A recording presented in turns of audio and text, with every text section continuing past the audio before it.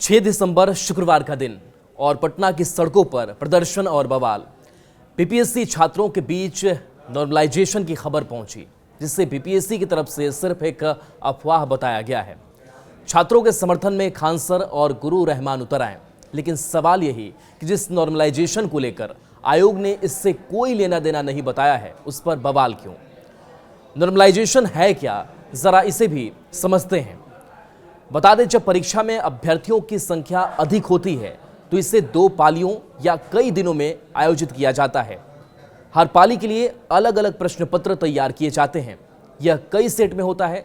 अगर पहली परीक्षा में कैंडिडेट्स के एवरेज नंबर कम आए या अटेम्प्ट भी कम रहा तो ऐसे पेपर को टफ पेपर माना जाता है, यानी कि कठिन पेपर माना जाता है। इसमें परीक्षार्थियों का औसत नंबर कम हो जाता है। इसी तरह दूसरी पाली में कैंडिडेट्स के एवरेज नंबर ज़्यादा आए या अटेम्प्ट ज़्यादा रहा तो ऐसे पेपर को आसान पेपर माना जाता है। जब ओवरऑल रिजल्ट तैयार होता है तो यह परीक्षार्थियों के औसत अंकों के आधार पर होता है, जिसे नॉर्मलाइजेशन कहा जाता है। और देखिए, बीपीएससी की ओर से जारी प्रेस नोट में साफ कह दिया गया है, बता दिया गया है कि 17वीं पीटी परीक्षा में नॉर्मलाइजेशन लागू नहीं होगा।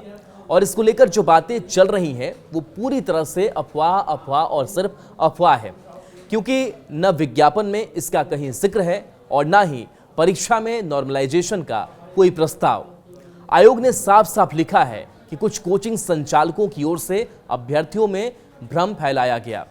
और देखिए, इसी को लेकर के लगातार स्थिति जो है वो कह सकते हैं कि कल बदतर भी रही, हंगामा होता रहा और जिसके बाद से स्थिति ये उत्पन्न हो गई थी।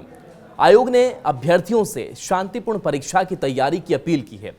13 दिसंबर को 17वीं पीटी परीक्षा होनी है।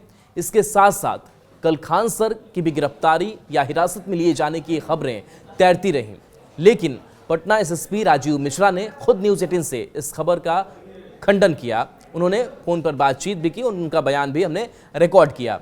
अब खान सर की पीआर एजेंसी के एक्स अकाउंट पर किए गए पोस्ट पर भी नजर है और पटना पुलिस जांच का दायरा बढ़ा सकती है। देखिए, छात्रों से भी अपील है कि किसी भी अफवाहों से आप बचें और बीपीएससी के आधिकारिक जानकारियों पर ही आप भरोसा करें।